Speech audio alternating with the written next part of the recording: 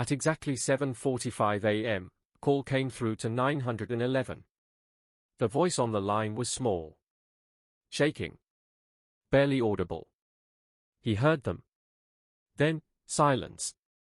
No name. No address. Just the soft click of the phone going dead. Dispatch traced the signal to Willow Glen Lane in Moore, Oklahoma, a quiet neighborhood where flags hung neatly from porches and sprinklers ticked rhythmically across manicured lawns. The kind of place where nothing ever happens, until it does. Officers were dispatched within minutes. They expected a prank call. Maybe a false alarm. They were wrong. The house stood out before they even reached the door. A broken window. A child's swing creaking in the still air. And the door opened just an inch. Just enough to say, something came in, or something got out. Inside, everything was too normal. No overturned furniture. No smashed glass. Just stillness. Until the smell hit them, faint but metallic. Fresh. Blood. Down the hallway, something dark had soaked into the carpet. No footprints. Just a long, deliberate smear. As if something, or someone, had been dragged. The first body was in the bedroom. Tina Martin, age 37. Face down. Pajamas on. No signs of a fight. No time to scream. Then came Maggie. 9 years old. Still tucked under the covers. Still holding her stuffed rabbit. Her skull crushed in a single blow. One hit. No defensive wounds. She never even woke up. The kitchen was worse. 2 plates set out. Toast still in the toaster. Juice poured. Coffee warm. A normal breakfast, paused mid-sentence. But where was the husband? Where was the youngest child? That's when they tried the basement. The door was locked, from the inside. It took 3 hits to break it open. What they found has never been officially released to the public. But leaked reports, and the testimonies of officers who later quit the force, tell the story. Jonathan Martin sat cross-legged on the floor. His wife's blood drenched his shirt, his arms, his face. He didn't move. Didn't speak. Across from him sat Ben. 6 years old. Alive. Silent. Staring straight ahead like he was watching something only he could see. He wasn't crying. He wasn't screaming. He just whispered, again. He heard them. No one knows who he was. Or what Ben meant. Because from that moment on, the boy never spoke of it again. The investigation spiraled fast. Jonathan had no criminal record. No known mental illness. But co-workers remembered something odd in the weeks leading up to the murders. He'd started talking about the house. Said it listened. Said it spoke to Ben. I don't hear it, he told one friend. But Ben does. It talks to him. And he listens. After that, Tina and Maggie were dead. Jonathan was committed to a psychiatric hospital. Declared unfit to stand trial. Ben was placed under protective custody. His current identity, location, and even legal name are sealed. The house was bulldozed. The street renamed. The neighbors moved away, one by one. Everyone who lived there now pretends it never happened. But the call still exists. 3 seconds long. A child's whisper. He heard them. Then, click. And the line went dead. Beside Jonathan sat Ben, crying, trembling, but untouched. Not a bruise on him. Blood on his pajamas, yes, but none on his hands. He hadn't fought. He hadn't run. He had simply watched. And the man responsible, his father, was smiling. Not the grin of madness. Not of victory. But a smile of relief. Like he'd done what needed to be done. Like justice had been served. When officers asked, "What happened here?" Jonathan didn't hesitate. "They weren't clean," he said. "Ben is the only one who was." Then, without resistance, he raised his wrists to be cuffed. As if he'd been waiting for this moment. As if he'd planned it all. Before we go deeper, before we reveal the secrets hidden beneath the concrete and the tape, we need to say something. This story? It's not for everyone. This channel isn't about surface-level scares or cheap shocks. It's for the few willing to stare straight into the dark and not look away. If you've made it this far, you're not like most. You know some truths are too horrifying to ignore, no matter how much they disturb us. So tell us, what state are you listening from? And ask yourself, could a story like this unfold in your own backyard? At the station, Ben Martin sat in silence. A police officer's jacket swallowed his tiny frame. His bare feet dangled over the cold linoleum floor, unmoving. Every time someone offered him water or gently asked what he'd seen, he turned away. He wouldn't speak. He wouldn't blink. He just sat there, shaking, wrapped in something no child should ever carry. Back at the Martin house, the nightmare didn't end with the bodies. Forensics locked down the scene. Tina and Maggie were removed with care. But the true puzzle, the one that would haunt investigators for years, was buried below, in the basement. There were no weapons. No signs of a struggle. Just one wooden chair in the center of the room. And on the concrete wall behind it, a symbol. Crude. Childlike. Drawn in what appeared to be red crayon, or blood. A circle. Crossed with uneven lines. Almost like a child's drawing of the sun. And beneath it, scrawled in shaky handwriting. Clean hearts will enter. Unclean ones must be taken back. J. No one recognized the symbol. No known cult. No occult group. No local church. It was something else. Something personal. Detective Maria Kellerman had seen darkness before. 19 years on the force. She'd investigated murders. Abuse. Disappearance after disappearance. Even cult-related activity. But nothing prepared her for Jonathan Martin's expression. Blank. Patient. Almost serene. Why did you do it? She asked, her voice quiet. Jonathan didn't blink. They were being used, he said. The women, touched by something wrong. I tried to purify them. Only Ben was spared. Because he's your son? Maria asked. Jonathan looked up slowly. His eyes dry. Flat. Unshaken. Because, he listened. That word stuck in her mind. Listened? To what?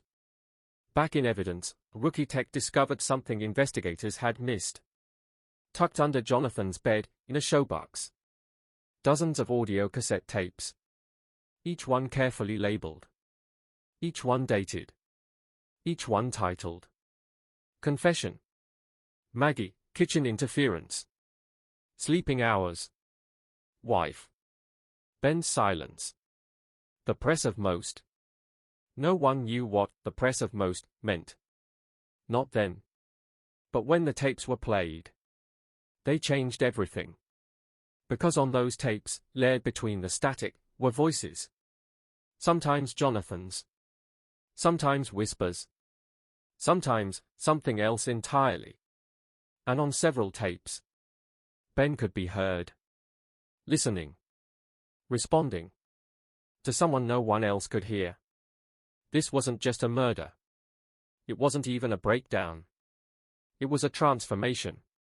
One man's descent into something ancient. Something whispered. And at the center of it all, one child. One survivor. Ben. The boy who listened. The boy who lived. And maybe, the only one who truly understood what Jonathan meant when he said, they weren't clean. But Ben was. And we haven't even gotten to the tapes labeled August Echo, an entry without form. But that's for the next chapter. Because some history isn't just buried. It's sealed shut. And tonight, we've cracked it open. Most of the tapes were damaged, their magnetic ribbon shredded or warped. Erased, maybe on purpose. But a handful? Salvageable. And one of them changed everything. March 18, 1997. A hiss of static. Then, Jonathan's voice, ragged and breathless. I hear it again, in the walls. In her breathing. I think it's using them to find me. I can't let. Did it take Ben? The word sent chills through the team. Investigators initially dismissed it as classic paranoid delusion. A man slipping into madness. But then, Ben was asked. Just a simple question. Did you ever hear the voice? And Ben, still small. Still silent.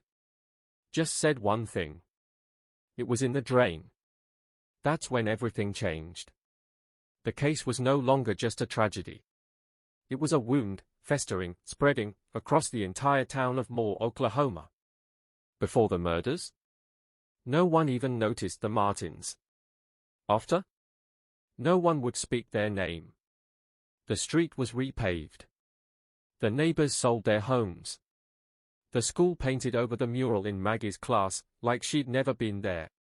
The bakery Tina visited every Saturday? Gone. Quietly shut down, boarded up, never reopened. It was like the family had been erased. Except for one thing. Ben Martin. Alive. Silent.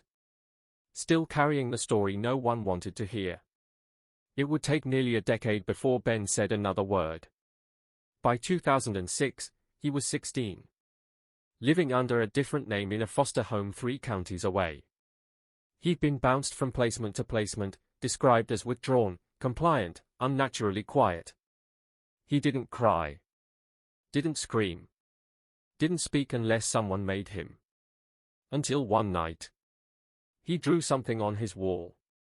Not a cartoon. Not a scribble. But a symbol. The same symbol found in blood on the basement wall. A circle. Radiating lines slashed through it, like a sun, or an eye. Or both. His foster mother saw it. Asked what it was. Ben didn't hesitate. I saw it in the water. That's what my dad was listening to. The case was immediately reflagged. Enter Dr. Helen Strad, a trauma specialist from Oklahoma City. She'd worked with the worst. Abuse survivors. War refugees. Children who'd lived through the impossible. But Ben? Ben was different. He didn't cry. Didn't lash out. Didn't show emotion at all. He spoke in slow, flat tones, like a recording played back on tape. And when he finally began to talk about what happened, it wasn't a confession. It was a narration. We weren't supposed to go downstairs, Ben said. But I woke up when I heard Mom scream. So he went to the kitchen. The lights were off. The floor felt sticky. Sticky? Dr. Strad asked. Ben nodded. Like jam. She didn't correct him. She let him speak. Dad had been up for days. He stopped going to work. He kept reading this Bible, but it didn't have any words. Dr. Strad asked what he meant. Ben said. The pages were blank. But he still read them. Out loud. Then came the chills. The kind you don't shake off. He said something was in the walls. That Mom let it in. That Maggie was marked. Ben described how Jonathan nailed towels over the air vents. How he sealed every bathroom drain with cement. Why? Because it moved through water. Dr. Strad asked, who? Ben didn't look at her. He just whispered. The one with no eyes. Psychologists dismissed it all. Said it was trauma, confusion, a child's brain trying to rationalize the irrational. But Ben never changed his story. Not once. Not a single detail. And over time, others began to whisper too. About a presence in the pipes. A face seen in the water. The eye drawn on mirror fog. The sounds behind drywall. And the tapes, those forgotten, broken cassettes. We're not done with them. Because the one labeled, Sleeping Hours, Maggie, hasn't been played. Yet. And when it is, we'll find out what really happened in the basement. And what Jonathan Martin meant when he said, "Clean hearts will enter. Unclean ones must be taken back." This isn't just a murder case. This is a warning. And if you think it's over, think again. Experts called it projection, a traumatized boy inventing monsters to cope with murder. But then, Ben started naming things. Things no one had ever told him. Things that weren't public. Things not even leaked to the press. He knew the exact placement of the bodies. He described the color of Maggie's nightgown, pink with tiny yellow stars. He told them where the missing kitchen knives were hidden. Knives that still hadn't been found. And then he dropped something else. Something that made every investigator in the room go cold. Mom tried to leave 2 nights before it happened, Ben said. But Dad locked all the doors. He said we were sealed in now. Sealed in? They thought it was metaphor. Until Ben described hearing his mom crying in the laundry room, whispering into the phone. But the records didn't match. The Martin house hadn't had phone service for 3 weeks. No landline. No signal. No calls in. No calls out. So who was she talking to? The last thing Ben remembered that night?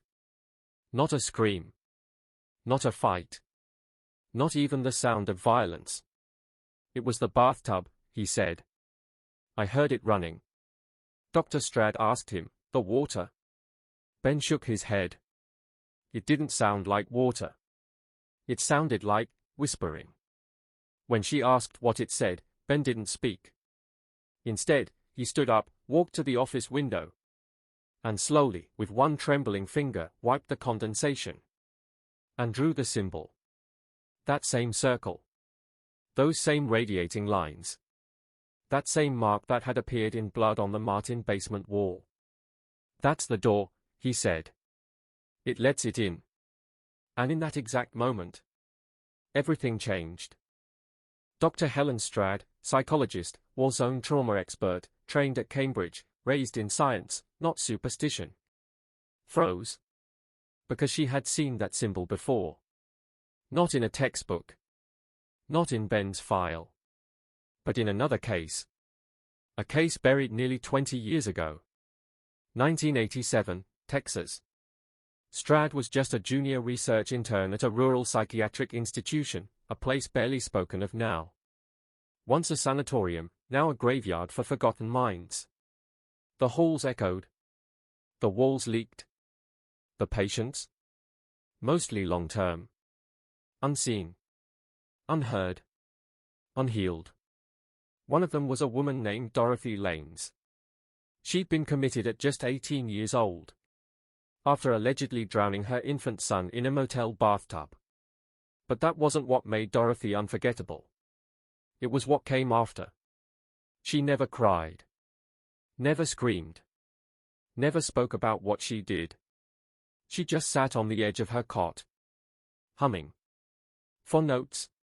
Over and over. Day and night. For notes that never stopped. Strad's job was simple. Observe. Log. Routine. Until day 4. That's when she noticed something hidden behind a loose tile on the wall. Barely visible. Scratched into the paint with something sharp. The same symbol Ben had drawn. The door. She'd only seen it once. She never forgot it. And she never told anyone. Until now. Because now, the past wasn't just repeating itself. It was knocking. And what happens next? Reaches far beyond Moore, Oklahoma. She was told to let it go. She was told the case was closed. And when she tried to connect the dots, between a boy, a murder, and a woman long dead, they didn't just ignore her. They erased her. Dr. Helen Strad had submitted a classified memo linking Ben Martin to a psychiatric patient named Dorothy Lanes. 2 different lives. 2 different timelines. 1 exact same symbol. She thought it would open an investigation. Instead, her office was broken into. And the only thing stolen was her 1987 notes on Dorothy. No verifiable overlap. Recommend no further correspondence. That was the official response. Translation? Stop digging. But Strad had already crossed the line. Because once you've seen the pattern, you can't unsee it. And so, she made a decision. One that could cost her license. Maybe even her life. She returned to the Martin house. Alone. At dusk. And without permission. It was a condemned property. Scheduled for demolition. The site of multiple deaths. And more recently, a fire. The structure was barely standing.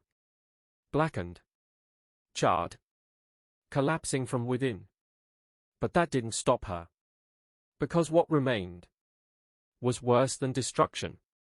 She stepped through the rear door, flashlight in hand. The kitchen was melted, warped into twisted metal. But the hallway, still intact. She moved slowly. Every step creaking beneath her. The air smelled of burned plastic. And something sweeter. Rotten sweet. Something human. She didn't stop. Didn't blink.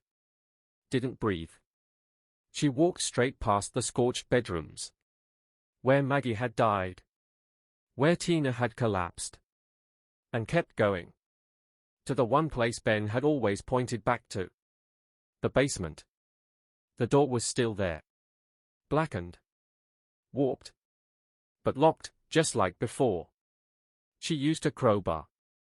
It gave with a snap. And the moment it opened, she heard it. A hum.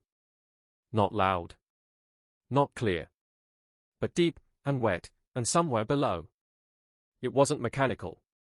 It wasn't air. It sounded like a woman's voice, humming 4 notes. The same as Dorothy. The same as the tape Ben recorded. The same melody no one could ever trace. She stepped inside. Her flashlight flickered once. Then held. Everything was just as the reports described. 1 chair in the center. Concrete walls. No sign of weapons. No signs of blood. But on the back wall? Still visible through the smoke stains? The symbol. Faint, but there. Red. Drawn in either crayon or blood. And below it? Scorched, but readable. Clean hearts will enter. Unclean ones must be taken back. J. Dr. Strad raised her flashlight. And that's when she saw it. The bathtub. In the corner. Behind a plastic sheet. Why was it down here? It hadn't been in any report. And worse. It was wet. Despite the fire. Despite the sealed plumbing. Water glistened across the bottom. And floating on the surface? A scrap of something cloth-like. She leaned closer. And that's when the humming stopped. Silence. Like the house knew she was there. Then, the water began to ripple. Tiny at first. Then, shaking. Like something just below the surface was waking up. And rising. This wasn't about delusion. It wasn't grief. It wasn't mental illness. The door opens where water lingers, Dorothy had written. It only needs 1 listener. And now, it had another. Turned his head. His face was blank, no emotion, no recognition, but his eyes were alert. Focused. And he said one thing. It listens when I do. Dr. Strad froze. Ben had never spoken a full sentence to her before. Not like that. Not clear, not deliberate. But this wasn't just speech. This was a message. A warning? A command? She looked at the drain. It was old, cast iron, rusted around the edges, but something about it felt wrong. Not just misplaced. Planted. Like it didn't belong to the room. Like it belonged to something beneath it. She asked softly, "Ben, who are you talking to?" He didn't answer. He simply stood, walked to the far wall of the ward, and began drawing again, this time using a crayon meant for therapy sessions. He drew slowly, methodically, as if remembering each line by feel. And what emerged was not just the symbol. It was a map. A spiral. A well. Lines branching out from the center like a root system, or a nervous system. And at the heart of it, that sun-like circle. Slashed with radiating beams. "It's not dead," Ben whispered. "It just moved." Dr. Strad didn't know what that meant. But she felt it. That weight. That pressure. That sense that something was watching. Not from the room. Not from the boy. But from beneath. She took the drawing and left the ward. She didn't sleep that night. Instead, she cross-referenced the locations from Ben's spiral with old Oklahoma water lines. And what she found terrified her. The Martin home. The old psychiatric institution in Texas. And even the burned church from 1904. They all sat above disused water systems. Subterranean connections. Linked through municipal drains, forgotten sewers, and capped wells from the 19th century. It wasn't superstition. It was infrastructure. Someone, or something, had used water routes to travel. And it didn't need a body to move. Just a listener. That's when it hit her. The fire hadn't been the end. It was a smoke screen. A failed attempt to close the door. And Ben? Ben hadn't survived by chance. He'd been spared. Because he listened. Because he answered back. Because, maybe, he let it in. Ben looked up at her and whispered, "He's still singing, but not from here." Dr. Helen Stroud's breath caught. "From where, Ben?" He didn't answer. He reached toward the metal drain in the floor, his fingers barely able to turn the rusted grate. Not strong enough to lift it. But he pointed, straight into the narrow slit between the tiles. And then, just for a second, Helen heard it. A tap. Then another. Then a sound that didn't belong in any hospital. Muffled humming. For notes. Coming from beneath the building. That night, Stroud didn't sleep. She pulled every architectural record she could find for the facility where Ben was being held. What she uncovered wasn't in any handbook or hospital tour. The building had been a tuberculosis sanatorium, built in 1921. Beneath the main structure was an entire forgotten world, hydrotherapy rooms sealed off since the 1950s, drainage tunnels, storm cellars, and a network of passageways no one had entered in decades. But buried in one of the blueprints, faded and nearly invisible, she saw it. A circle. Marked only with 2 words. Ritual pit. Sealed 1949. It shouldn't have existed. No one had ever mentioned it. No one ever warned her. But it had been there all along. And it was directly beneath the wing where Ben was housed. The next morning, Stroud rushed back to the ward. The drain was open. Ben was gone. She hit the alarm. Staff poured into the hallways. They searched the therapy rooms. Bathrooms. Everywhere. Nothing. Until a nurse found an old door, just barely ajar, an access point sealed off decades ago. Inside was darkness, decay, rusted metal stairs leading down into the deep underbelly of the hospital. They followed the path, walls leaking moisture, lights flickering, dust rising like ash. At the end of the tunnel was a metal hatch, recently pried open. And beneath it? More stairs. Leading into blackness. Ben was sitting at the bottom. Barefoot. Calm. Silent. They called his name. He didn't move. Then, as they reached him, he looked up and said. He stopped singing when I got close, because he smelled Mom. No one moved. No one breathed. Ben didn't fight them. He let himself be lifted up, carried back through the tunnels. But he never spoke again. He just kept glancing over their shoulders, back toward the hole. Back toward the pit. Back toward whatever was still down there. They sedated him. Locked the doors. But Stroud stayed behind. She had to know. She returned alone, with nothing but a flashlight and a crowbar. The stairwell felt colder now. The air thicker, like mildew, and something far worse, like wet, rotting teeth. At the bottom, she found it. A concrete chamber. Mold covering the walls. The floor, soft with decay. And in the center, a panel. Recently moved. The scrape marks were fresh. Something had opened it. Something had gone down. She stepped closer. Shined her light inside. A narrow shaft of bricks, perfectly round, descending into endless dark. And along the brick wall, the same symbol Ben had drawn in condensation. Dozens of them. This wasn't psychosis. It wasn't trauma. It wasn't imagination. It was a door. And someone had opened it. Again. This is where it all went off the rails. Dr. Stroud had just uncovered the ritual pit, a sealed shaft beneath a forgotten wing of a 100-year-old hospital. And now, she was staring straight into it.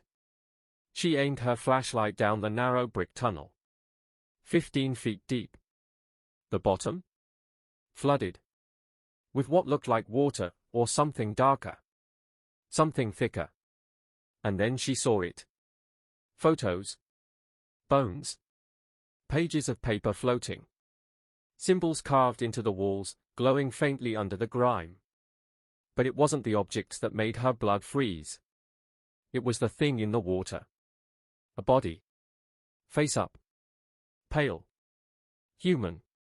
She leaned closer, squinting. And then her heart stopped. It was Jonathan Martin. Or something that looked exactly like him. But here's the part that made her stumble back. He wasn't decomposing. No bloat. No rot. His skin was perfect. Eyes closed. Peaceful. Smiling. Not a sinister grin, more like he'd just heard something funny. Stroud bolted. She sprinted up the stairs, called it in. Hazmat teams arrived. Police. Forensics. Everyone. They drained the pit. Hours passed. And when they finally pulled the body out, everything changed again. Because Jonathan's throat wasn't slit. No blood. No trauma. No injuries whatsoever. So here's the question nobody could answer. Who did they find in the kitchen that night? Who had been cremated? Back in the ward, Ben was finally awake. Sitting in silence. Drawing. He didn't speak. He just handed his notebook to Dr. Stroud. The sketch? The pit. Jonathan's body lying in the water. But there was someone else in the drawing. Another man. Standing in the water. Smiling. Not a corpse. A watcher. Who is that, Ben? She asked. Ben looked down. He was always under there, he whispered. Dad just helped him out for a while. Dr. Stroud stared at the page. The figure's face wasn't right. Too long. Too wide. And the mouth didn't end. But this story doesn't end here. Next, the team went back to the Martin house to finally search the crime scene. They expected rot, dust, blood spatter. What they found? Nothing. The living room, where Maggie was killed, was spotless. Carpet? Clean. No drag marks.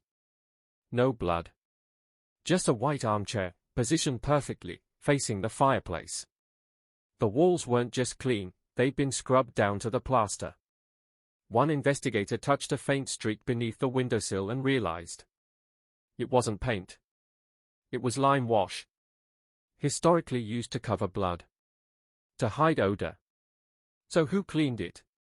Did Maggie try to erase something before it took her? Or had Jonathan been preparing for something much darker? In the bathroom, it got worse. A full surgical kit. Old. But polished. This wasn't just a murder scene. It was a ritual site. A doorway. And someone had walked through. The next chapter? We go underground. Because beneath Oklahoma, a hidden network of tunnels connects more than just hospitals. And what's waiting in the dark might not be human anymore. Stay tuned. This is the part where everything spirals out of control. After uncovering a ritual pit with a perfectly preserved corpse of a man who wasn't supposed to exist anymore, the forensics team moved deeper into the house. And that's when they found it. A white towel. Laid out neatly. Surgical tools, forceps, bone saw, clamps, all gleaming. But one pair of forceps had a strand of hair stuck in the hinge. When the DNA results came back weeks later, everyone froze. The hair belonged to a missing girl. Not just any missing girl. A child who had vanished 3 years ago. From just 2 streets over. No one had ever linked her case to the Martins. Until now. People always whispered that Jonathan Martin had studied mortuary science before becoming a baker. Looks like he didn't forget a thing.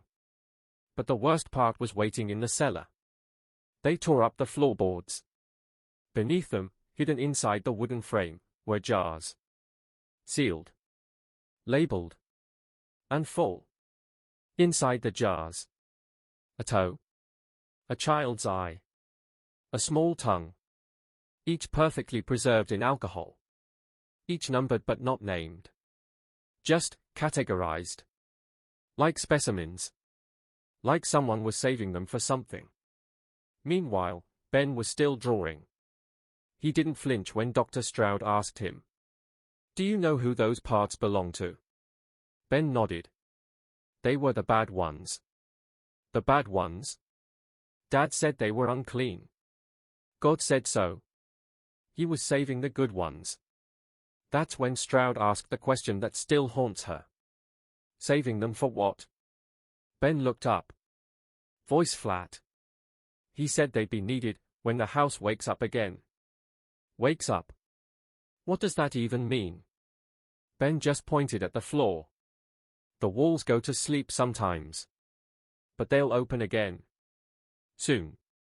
That night, a forensic tech named Carly locked herself in the bathroom. When they broke down the door, they found her rocking, whispering, her arms bleeding. She had carved a single sentence into her skin using a broken shard of mirror. He's not gone. He just got in. Even Deputy Harlan Rhodes, a combat veteran, couldn't stomach what came next. He went back into the Martin house to investigate a lingering stench. It wasn't rot. Not quite. It was older. Sour. Metallic. Like spoiled milk and wet coins. The smell led him to a rug in the cellar. Beneath it, a trapdoor. Too perfect. Almost like it had been waiting to be found. Behind him, a tech muttered. "You smell that? Christ, it's in my clothes now." They opened the hatch. Wooden steps. Mold. Rotting. Roots bursting through the ceiling like veins. And then, silence. Cold, wet air. And a tunnel. Dug by hand. They stepped in. The walls were carved Oklahoma clay, held up by rotten beams. But what was carved into those walls? Names. Hundreds of them. Scratched in with bone, or fingernails. Some had dates. Some had initials.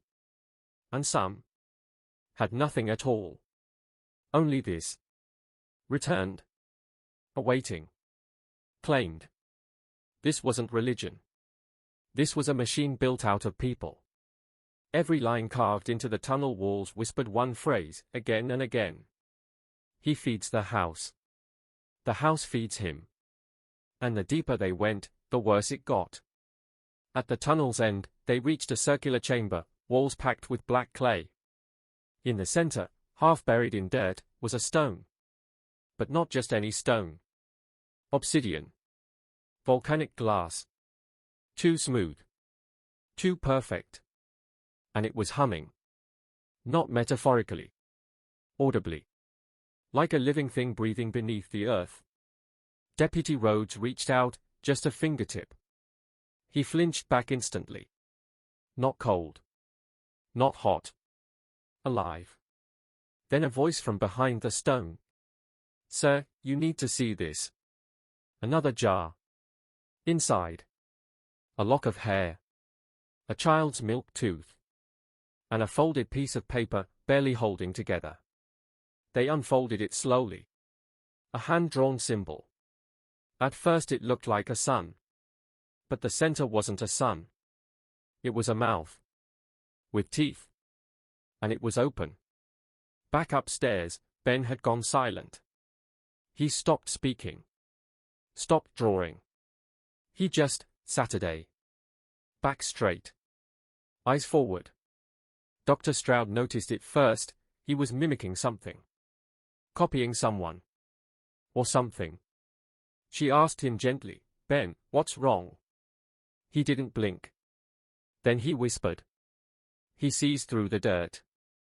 Who sees? Dad said the house has an eye. That's how it finds who's next. Back underground, things got worse.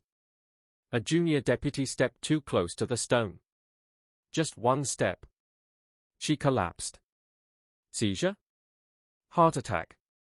No one could tell. But her lips were moving. When they leaned close, they realized. She was speaking Latin. The town of Talon Ridge had always believed it was founded in the 1800s. By good people. Church people. They were wrong. Deputy Rhodes knew it now. That black stone wasn't just some occult relic. It wasn't even just a burial marker. It was the keystone of something ancient. A system. A pact. A living altar. Rhodes ordered the local archives unsealed. Records untouched for decades. Ledgers, crumbling parchment, yellowed newspaper clippings. And then they found it. A church register from 1894. At first, baptisms, marriages, deaths. But scattered among the pages, something horrifying. The word, baptism, had been crossed out. Replaced with, offering. Children. Ages 6 to 12. Each listed with the phrase. Given to the foundation. Witnessed by 5. The ink was smeared. Pages torn. But one name remained legible. Reverend Silas Martin. Jonathan Martin's great-grandfather. The Martins hadn't just lived in Talon Ridge. They built it. Funded the church. Donated land. Opened the orphanage. But always just enough. Just enough to stay trusted. Just enough to stay hidden. Because this wasn't about saving souls. This was feeding something. Something beneath. Something that remembers. And something that waits. And it was waking up. Page at a time. What they found inside wasn't just a record. It was a manual. Dozens of pages. Each one detailing rituals, not prayers. Instructions. Step-by-step diagrams, placement of objects, markings to be etched into bone, not stone. Sacrifices, categorized by type. Willing. Unaware. Gifted. Returned. And every few pages, that same phrase repeated like a heading. He feeds the house. The house feeds him. They read in silence until they reached a section marked, the 5th. It was different. Longer. Rambling. Not like the clean notes from earlier. The handwriting was still neat, but the lines became desperate, as if the writer had begun to plead. I have seen what lies beyond the dirt. It is not heaven. It is not hell. It is beneath. Older than Eden. It gave us life so it could feed. And when it opens its 5th eye, there will be no more bargains. No more silence. Only hunger. Stroud stopped reading. Her hands were trembling. Rhodes looked at her. What the hell is the 5th eye? She didn't answer right away. Instead, she turned to Ben, who was now drawing again. But not with crayons. He'd found a piece of charcoal from the fireplace. And across the floor, in one long stroke, he had drawn the house, split in half, its foundation open like a wound. And deep below it, a circle, and in its center, not one, but 5 mouths. Stroud knelt beside him. Ben, what does the fifth eye see? He didn't look at her. He just said. Everything. All at once. Even the things we try to forget. That night, another officer disappeared. And the following morning, 3 animals were found on the property, a deer, a dog, and a raccoon, all mutilated, their bodies arranged in a spiral around the foundation, heads facing inward, eyes missing. The journal described this pattern exactly. But what came next was worse. The journal's final page was dated 1911. It ended not with instructions, but a warning. When the blood no longer binds and the silence breaks, the house will move. It will not stay buried. It will follow the line. Through kin. Through dream. Through the child who hears. Stroud looked at Ben. He wasn't drawing anymore. He was standing now, barefoot, in the doorway of the old hospital office. His voice was flat when he spoke. It's not just the house. It's the land. It's the people. You buried it wrong. And behind him, the hallway lights flickered. Because somewhere beneath Talon Ridge, something older than God had just opened its fifth eye. And it was hungry. The bodies, a fifth spot had clearly been prepared, empty. Fresh dirt. No decay. Just a shallow impression in the shape of a small body. Stroud stared at it, heart pounding. It's waiting. Rhodes didn't answer. He was already scanning the walls, tracing the carvings with his flashlight. These symbols, they are not random. The symbols formed a sequence. A timeline, maybe. Or instructions. And one marking repeated more than any other, an open eye, bleeding from its corners. They documented everything, carefully. No one spoke about what they were all beginning to feel, that the air in the crawl space had a weight to it.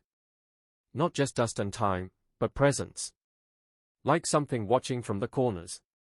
Stroud stood over the empty spot and whispered, "This is where Ben is meant to go." Rhodes snapped his head toward her. "The hell do you mean?" "Every ritual. Every generation. For consumed, one left to carry it. But the pattern never broke. Not until now." Ben hadn't run. He hadn't been taken. He was waiting. Back at the hospital, Ben's drawings stopped again. He no longer spoke, ate, or blinked often. But when Dr. Stroud returned and sat beside him, he looked up. "Did you find the room?" he asked. She nodded. He stared for a long time, then asked softly, "Did they move yet?" "Who?" He looked toward the ceiling. "The ones in the wall." The lights in the hospital flickered again. Later that night, Stroud reviewed a file on a case from 1955. A boy named Ezra Lane had survived a mass disappearance in the old part of Talon Ridge. Ezra had no memory of the event but was later institutionalized for drawing holes in the earth with mouths. His only recorded sentence before going catatonic was eerily familiar. "It feeds through 4. But the 5th feeds it back." Ezra was 9 at the time. The same age as Ben. The same age as each 5th eye in Silas Martin's journal. The next morning, the pit was found sealed. When Rhodes returned with another team, the entrance beneath the hallway had been filled in. Not recently, but perfectly packed, as if it had been that way for decades. Except their gear, their flashlights, and the GoPro were gone. Only a single thing remained at the base of the hallway. A folded drawing. Ben's drawing.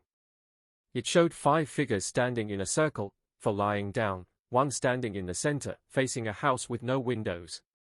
And the words scrawled above. "The house isn't built on the land. The land built the house." And beneath it, in smaller handwriting, "We go where the roots remember." And just like that, the ground beneath Talon Ridge became haunted not by what had happened, but by what was still alive, still awake, and still feeding. There were robes in the dirt, shredded, brittle, ceremonial. Someone had dressed for this. Someone had prepared to be buried. Alongside them, a wooden bowl lay cracked in half, and embedded in its rim, teeth. Human teeth. But that wasn't the worst part. There were 5 spaces carved into the ground. Only 4 had bodies. 1 was missing. That changed everything. The Martins didn't start this ritual. They inherited it. Every generation passed it on, cleansing, sacrificing, hiding what they did under the floorboards of their faith. Silas Martin didn't invent the horror. He was raised in its shadow.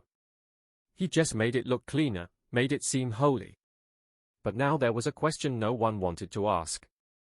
Who was the 5th body supposed to be? Someone had escaped burial. Someone who was there when it began. Was it Silas? Or worse? Was it someone still alive, someone who's been protecting the ritual from the outside, waiting for the next cycle? As Rhodes climbed out of the pit, something caught his eye. Wedged into the dirt beside the empty grave. A child's shoe. Clean. Preserved. Untouched by time. It should have rotted decades ago, but it hadn't.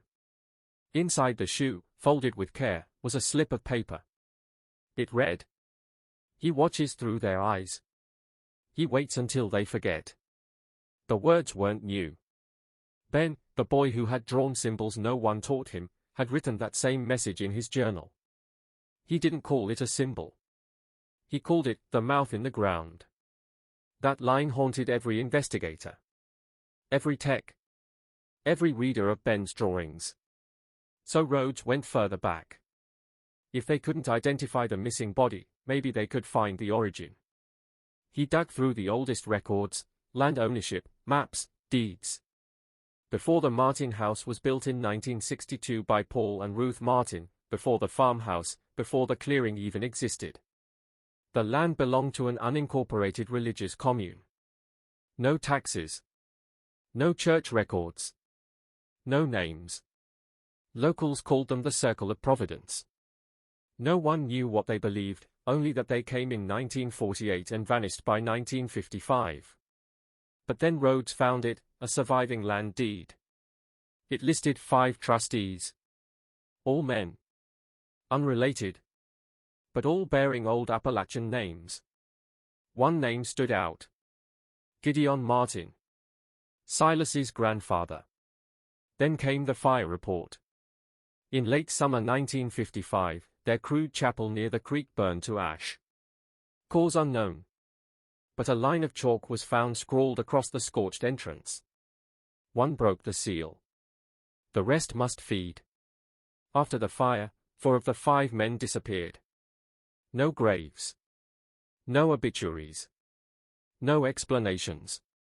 Only Gideon remained. And 2 months later, he repurchased the land. This time under his own name. No trustees. No commune.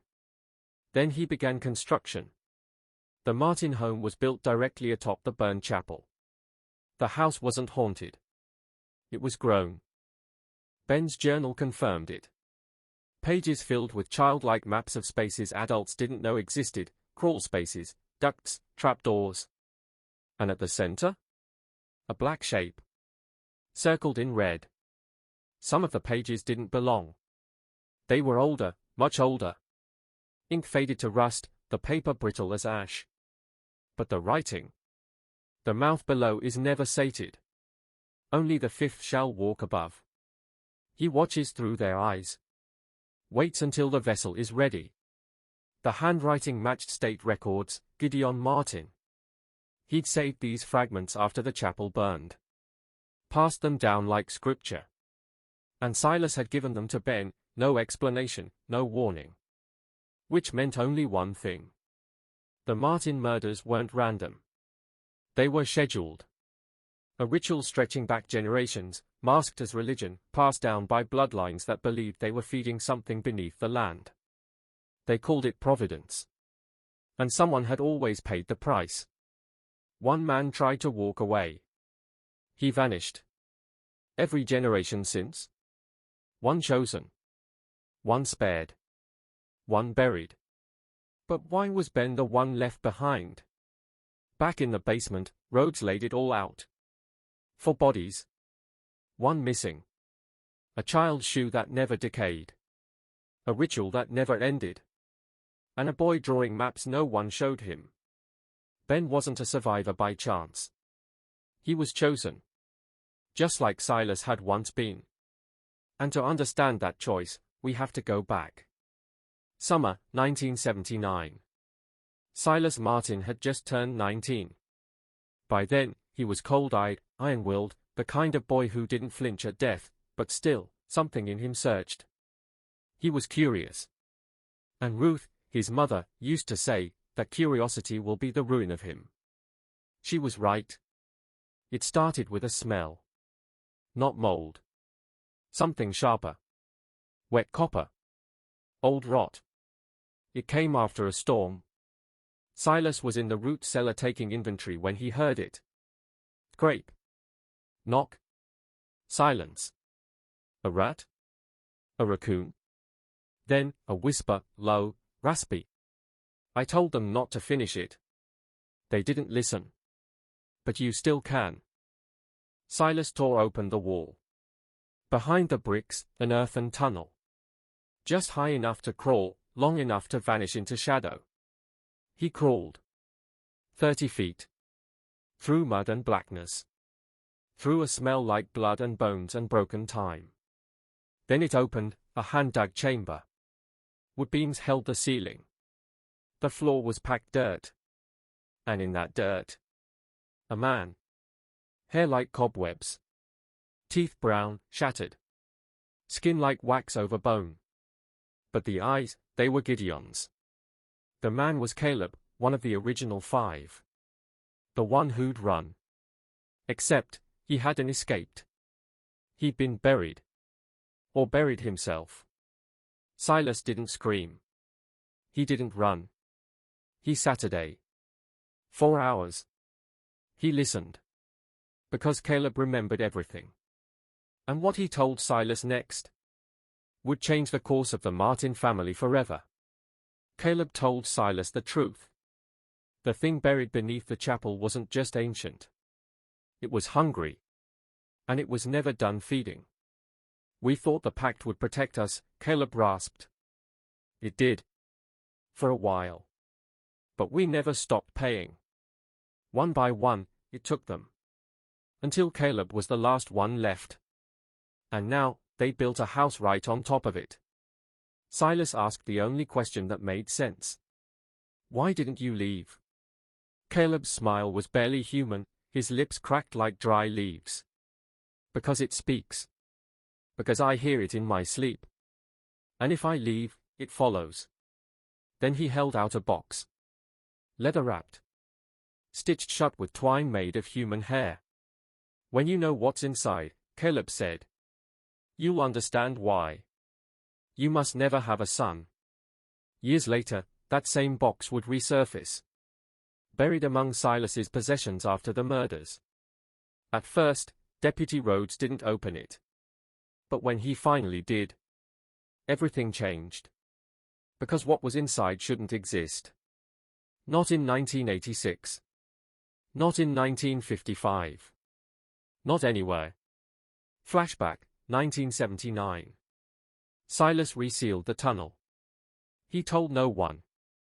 Not even his mother, Ruth. But something inside him had changed. He now knew. What the house had been built on. Why his family kept surviving while others vanished. And that someday, something would need to be fed again. He didn't open the box for 5 years. He buried it beneath the floorboards of his room, hidden in a showbox under a dusty Gideon family Bible that hadn't been touched since the 60s. One day Ruth caught him staring at it. What are you hiding, Silas? She asked. A part of someone, he answered. She never asked again. 1984. 2 years before police would ever set foot on the Martin property. A boy named Jacob Dietz vanished walking to school. He was the fourth child in 2 years. No ransom. No suspects. No trace. Just rumors. Whispers from the town's edge. A shadow with hands. Children led by music. A name that was starting to circulate again. Martin Hollow. Silas was now a man. Still quiet. Still on the farm. Still watching. And finally, he opened the box. Inside were 14 bundles of human hair. Brittle. Dried. Bound with parchment tags. Each tag marked by a name. A date. And a carved symbol, unreadable, inhuman, not from any known language. Silas read the names. He recognized 7. They weren't from Martin Hollow. They were from Wilkes County, Ash, Green, the same towns where children were disappearing right now. He didn't call the police. He didn't leave a note. He simply walked into the Wilkes County Records office, placed the box on the receptionist's desk, and left. That same week, a young deputy named Sarah Manning, brand new to the force, was handed the file. What she saw in that box would change the course of her entire life. Because inside was proof of something every investigator had whispered about, but no one was ever meant to see. Deputy Sarah Manning wasn't a ghost chaser. She didn't believe in haunted houses, demons, or Appalachian folklore. She believed in patterns. And what she saw in those parchment tags made her blood run cold. The names weren't random. They weren't just victims. They were descendants of the original families that once lived near the Gideon Tract. Land that was supposed to have been sold off after the church burned in 1921. But it hadn't been. Not all of it. And suddenly, a horrifying pattern emerged. Calendar every 11 years. Baby a cluster of missing children. Round pushbin always near the land. Skull always near the site of the pact. And someone, or something, was collecting pieces of them. Hair. Teeth. Nails. Buried. Boxed. Sealed. For more boxes were eventually found. One in an old well. One in a shuttered church. One nailed into the wall of a schoolhouse. And Silas's original box. But Silas's box. It contained something no others had. A map. Drawn in ash. Outlining subterranean tunnels beneath the Martin house. Stretching all the way to forgotten burial grounds. And that was the moment Sarah realized. Heavy exclamation mark symbol, this wasn't a crime. Heavy exclamation mark symbol, this wasn't a cult. Warning sign hash, this was a system. Old. Maintained. Fed. She scribbled one line in her notes that would haunt every investigator after her. This isn't a cult. It's ritual inheritance. These people didn't worship demons. They believed in feeding the land. And the land? It was hungry again. Silas never spoke again. But in 1985, 1 year before it all came crashing down, he left something behind. A journal. Filled with tunnels. Figures in the dark. I hash a man buried beneath the soil. Explosion symbol and something that was about to wake up. Inside the journal, Sarah found a phrase that shattered her. The red sound. A sound only children could hear. A signal before they vanished. Sarah read the journal alone in her patrol car. And it was the kind of reading that scars you. Not because it was violent, though it was. But because it read like a prayer whispered to something waiting underground. Silas's handwriting was calm, steady, like someone trying to hold a grenade by pretending it was a snow globe. Page after page. Tunnels beneath the farmhouse. Doors that had vanished. Stick-figure children with hollow faces walking towards something buried. But what shattered her was just 3 words. The red sound. Silas first heard it at age 6. It came from beneath the cornfield, after the first frost. Not a voice. Not music. Something in between. A summoning, he wrote. Only children can hear it at first. It's how it chooses. Those who follow never come back the same. The red sound isn't from the earth. It's from what sleeps beneath it. Silas's older brother Elijah heard it first. 1969. 2 weeks later, he was gone. The family said he ran away. But Silas? He never believed that. Because he heard it too. And it had started whispering his name. The intake form. Symbols that matched the ones on the hair tags in Silas's box. Up pointing red triangle, a triangle of teeth. Down pointing red triangle, an inverted root. And one that looked like a mouth with no bottom. Hattie remembered the girl's hands trembling as she drew them, drawn not with ink, but with her own blood. That case was sealed. The girl vanished. No follow-up. No record. No birth certificate. Only the phrase scribbled across the top of the form. The fifth shall walk above. Sarah Manning closed the folder. She suddenly understood why Hattie never spoke again. Why she ran. Why her office door was smeared in infant blood 3 years later. They weren't just taking children. They were raising them, for something. Something that could only rise when the fifth was ready. And that something? It had waited generations. Back at the precinct, Sarah knew she couldn't trust anyone. Not with the journal. Not with the photos. Not with what she was starting to believe.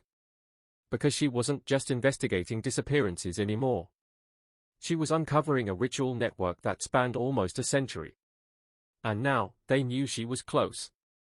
That white truck. It followed her again the next day.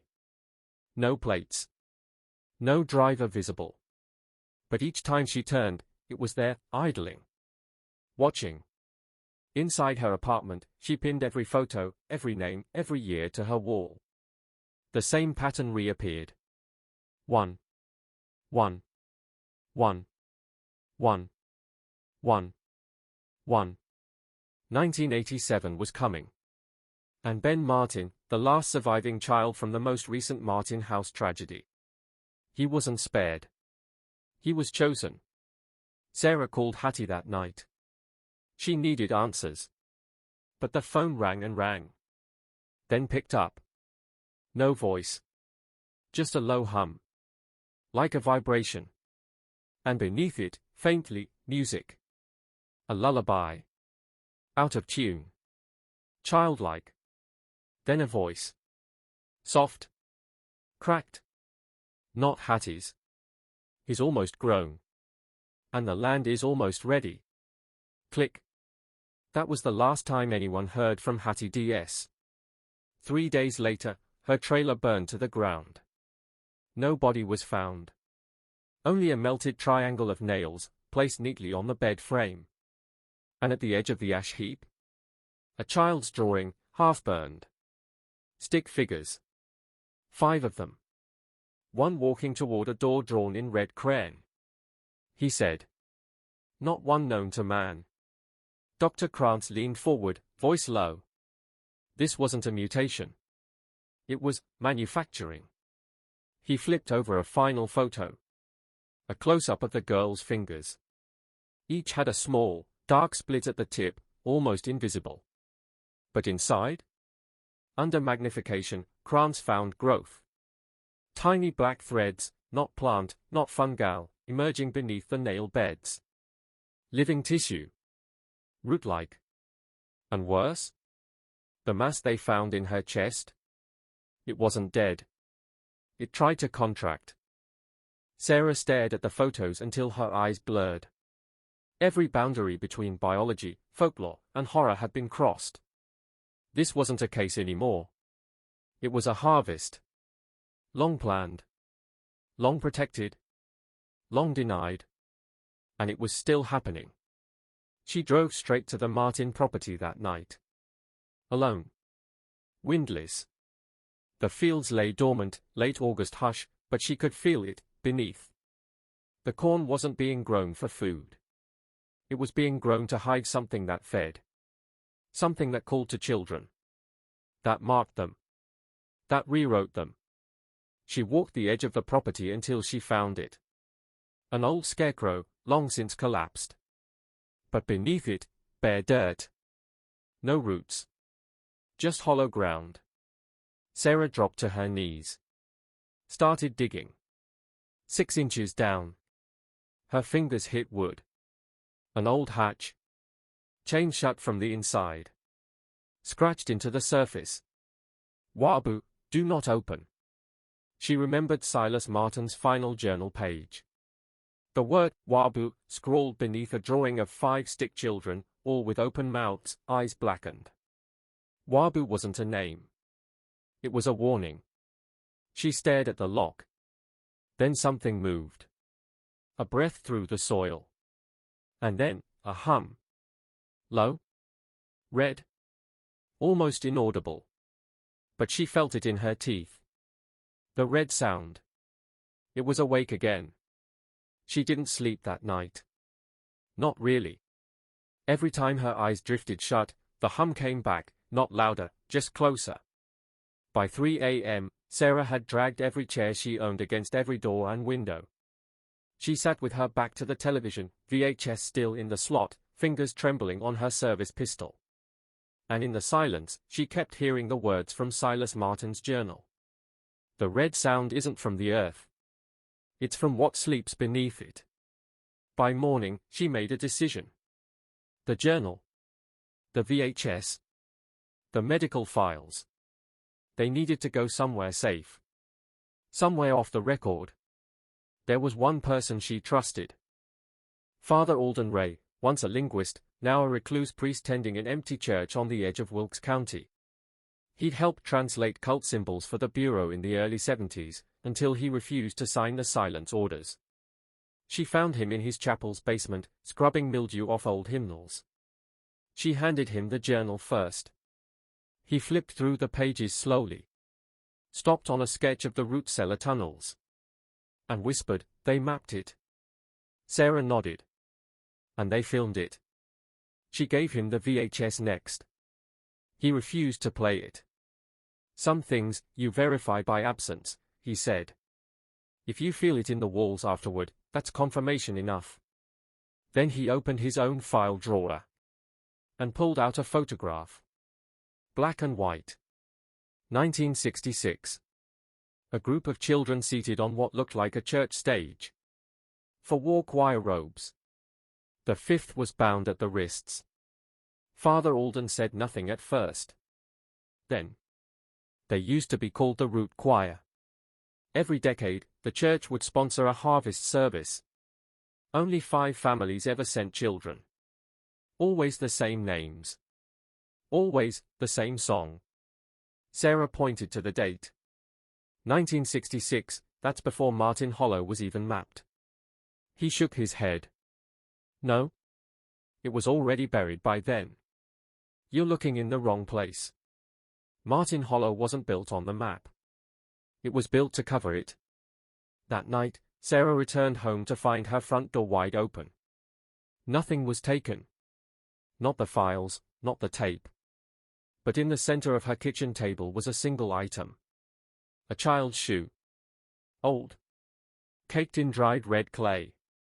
Inside, a scrap of paper with 2 words. Graft line. Discovered 3 living corpses wired into the soil like crops, and one of them is supposed to have been buried 60 years ago. She couldn't. Not yet. Instead, she locked the cruiser, sat on the hood, and just breathed. Hands shaking. Heart pounding. And that hum, still vibrating in her molars, even out in the sunlight. The roots. The bodies? They weren't decaying. They were preserved, yes. But not to honor the dead.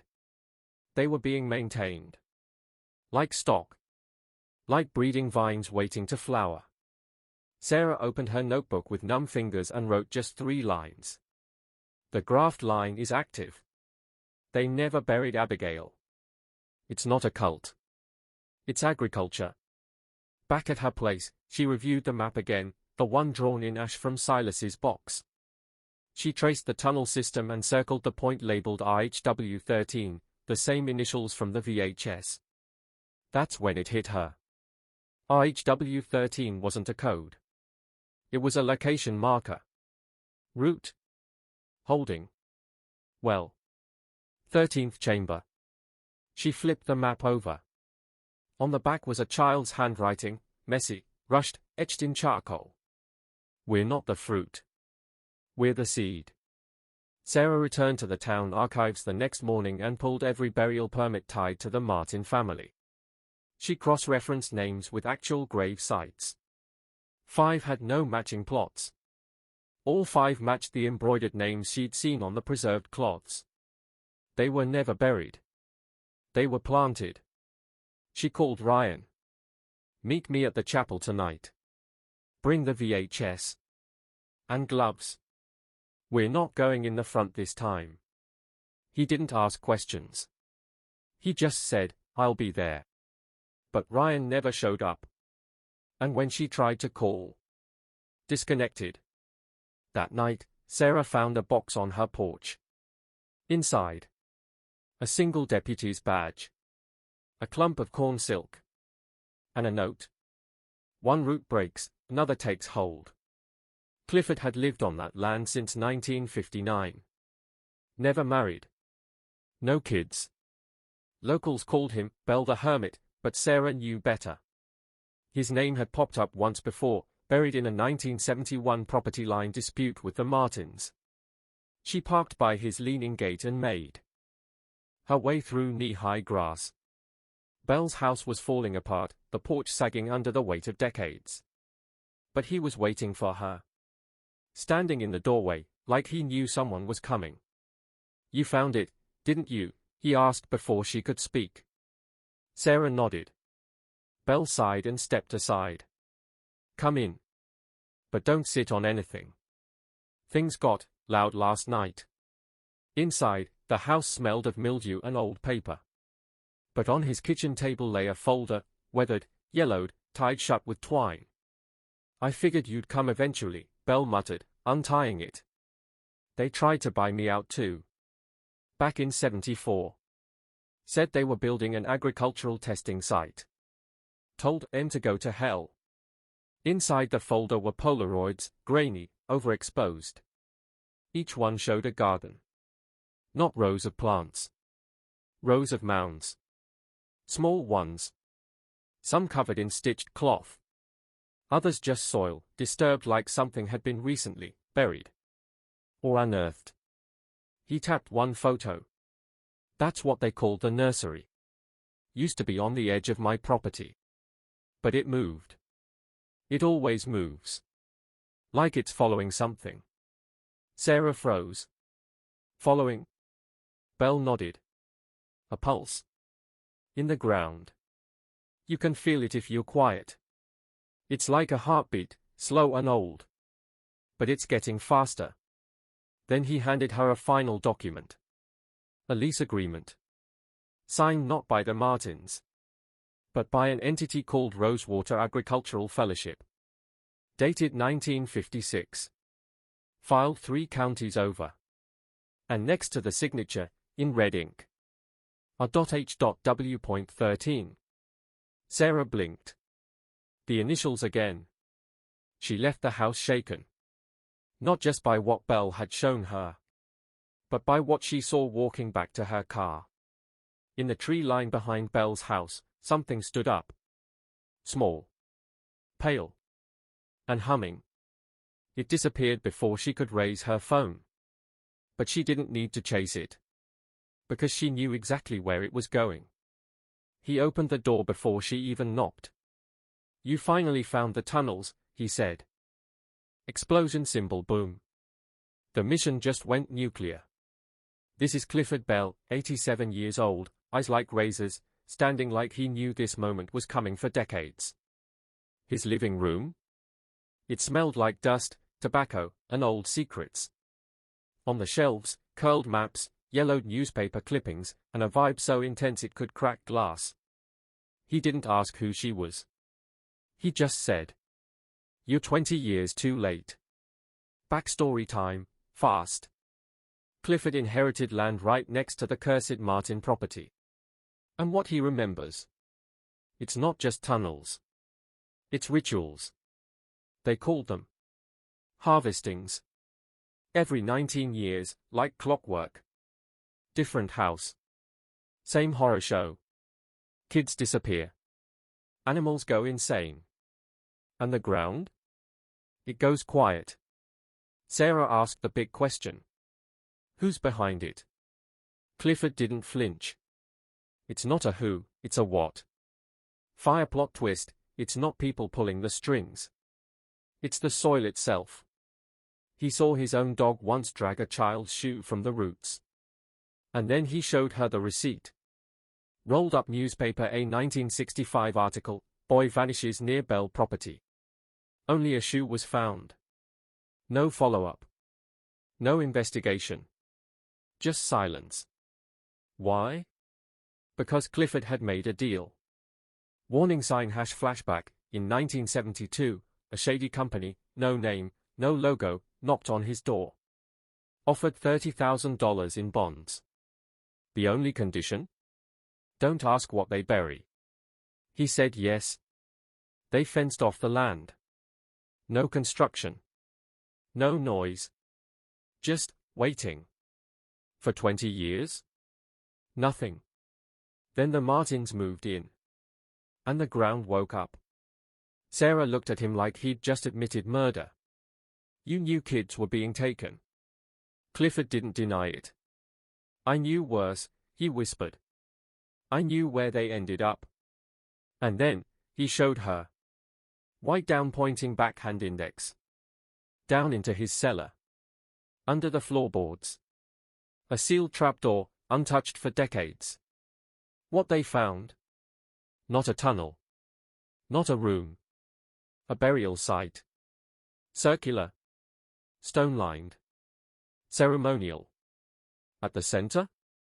A wooden mask, nailed to the ground, cracked in half. With human teeth embedded in the grain. Sarah's hands were shaking. She snapped photos. Zoomed in. And then she saw them. Child-sized shapes. In the dirt. Not like something was buried there. Like something grew out of them. She turned to Clifford. He was frozen. Pale. I never touched it, he whispered. But someone did. More than once. Skull just when she thought it couldn't get darker. Clifford handed her a box. Inside, a leather-bound journal. The name on the first page? Sister Evelyn Martin. But here's the mind melter. The journal was dated years before the Martins ever owned the house. This is not just a journal. This is a confession from beyond the grave, wrapped in cracked leather and filled with secrets sharp enough to cut your sanity in half. First page. These are the things I must confess. Not to God, but to whoever survives us. Signed, E.M. 1959. Deputy Sarah Manning turned the pages slowly, but every sentence was like an explosion. This wasn't just a diary. It was a manual for madness. And here's the twist. It was written years before the Martins officially owned the property, before they even had children. It wasn't addressed to a priest. It was addressed to the land. Explosion symbol boom, Evelyn Martin wasn't a nun. But she called herself one. She took vows. Made pacts. Spoke of a root inheritance. She claimed her own mother gave birth underground during a solar eclipse, attended only by women. And something she called the Still Man. Warning sign #sound familiar? Because it should. Sarah reread it 3 times. The Still Man appeared in entry after entry. Always uppercase. Always followed by one warning. Do not speak his name. He had no face. He watched them from mirrors, water, dreams. And then came the line that broke Sarah. We were the last line of the watchers. We kept him tethered. But we broke the rhythm. We buried the wrong twin. No entry stop. Wrong twin. That was the rupture. From that point on, Evelyn's writing fractured. Faith turned to fear. She wrote of visions. Of how the ground began whispering again. And then she wrote this. The pit fills faster when we resist. One child every 5 years, or the roots take 3. It is mercy. Sarah's stomach dropped. She flipped to the final pages. Tear off calendar dated 1981. The handwriting was barely legible. Bloody. Desperate. I can't hold the youngest back anymore. She hears him too clearly. Last night she spoke in his voice. If you find this, it means she opened the route. May God forgive us, or destroy us. No names. No ending. Just a symbol in the margin. 3 interlocking circles. And one final message. Ask Henry where the real basement is. Bomb weight. Henry? Henry Martin. The only survivor. The boy Sarah believed was too traumatized to speak. But what if he wasn't broken? What if he was waiting? Skull, no more delays. Sarah returned to the Martin property just before dusk. No backup. No radio. No one to stop her. The sun bled red across the trees like a final warning. She stood at the edge of that cursed house, Evelyn's journal burning in her coat pocket. County records? Said there was no basement. No blueprints. No mention. But Sarah knew better. Because if Evelyn was right, then the real basement isn't made of concrete. It's alive. Imagine surviving a massacre at age 6. Now imagine not speaking a single sentence for 42 years. That was Henry Martin. Found curled in a crawlspace, covered in blood. That wasn't his eyes, but now. Evelyn's final words pointed straight to him. Ask Henry where the real basement is. Explosion symbol, let's go. Sarah sprinted into the decaying Martin house, where the air reeked of mold, rot, and secrets. But she wasn't here for the surface story. She needed the hidden level. And then, she saw it. Behind old shelves, beneath patched drywall. A seam in the wood. No knob. Just a carved symbol. 3 interlocked circles. Raised open hand. Sarah pressed her palm against it. Click. The door swung open like it had been waiting for her. And what she found? Not a basement. This was a burial chamber. Colder than the rest of the house. Stone walls wet with condensation and names. Carved. Generations deep. Dozens of surnames. Some scratched out violently. Some freshly carved. And then she saw it. Manning. Her own name. Her breath caught. She stumbled back. Creak. Another door. Slightly ajar. She stepped into a smaller room. Straw on the floor. In the center. A child's toy horse. Above the straw, painted in red. He's awake again. Fire. Then, behind her, a voice. Hi, fragile male. You shouldn't be down here. Skull. Sarah turned. Henry Martin. Older. Grayer. Gaunt. But those eyes? Not broken. Waiting. He didn't look at her. He looked past her. Did she write about me? Sarah nodded. He exhaled slowly. I was the one they weren't supposed to keep. The floor tilted in her mind. What's down here, Henry? He smiled. Not cruel. Worse. Gentle. Not what? Who? He pointed to the wall again. Right beside, he's awake again. Was something newly carved. Welcome back, Sarah. Crossmark. Stop. She didn't write that. Someone, or something, knew she'd come. She didn't move. Neither did Henry. But the silence between them? It was alive. Sarah's flashlight flickered. She tapped it, still dim.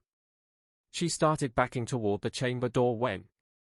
You ever wonder, Henry asked, why Evelyn left you the journal? Sarah froze. You thought it was random. Because you're honest. Good. Different.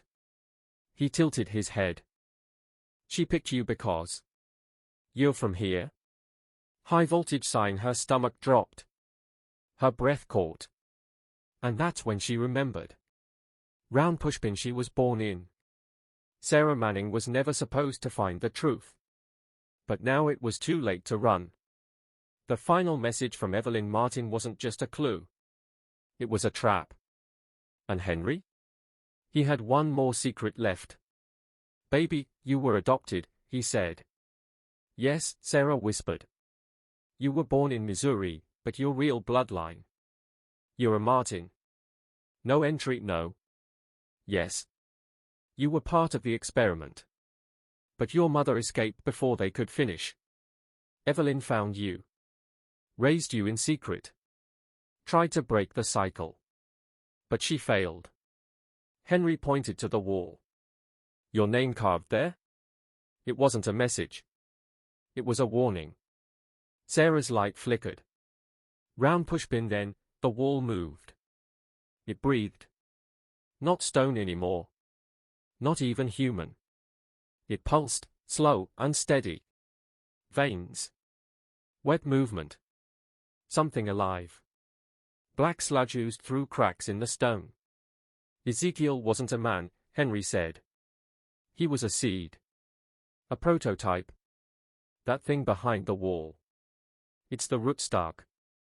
The first. And then. It showed me things, he whispered. I was only 5, and it showed us everything. Sarah took a step back. And now, it wants you. Skull, a low groan echoed through the ground. Ancient. Endless. Alive. Sarah raised her gun. You can't kill it, Henry said. But you can bury it. You just need a sacrifice. He looked her in the eyes. That's why Evelyn brought you back. That's why you were always meant to return. And then. The radio crackled. Long dead. Now alive with static. Candle hash Evelyn's voice. Do not let it out. Sarah turned. The flashlight died. No backup. No light. No hope. Just one choice. Crossed swords hash she lunged. Slammed Henry into the wall. He didn't fight.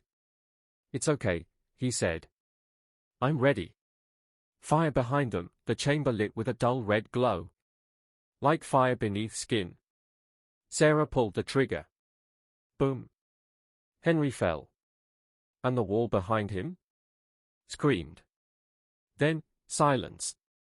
Globe showing Europe-Africa outside, the ground erupted. The Martin house imploded, swallowed by the earth. Sarah crawled free, coughing, bruised, shaking. From the tree line, she turned back. Nothing remained. Just dirt.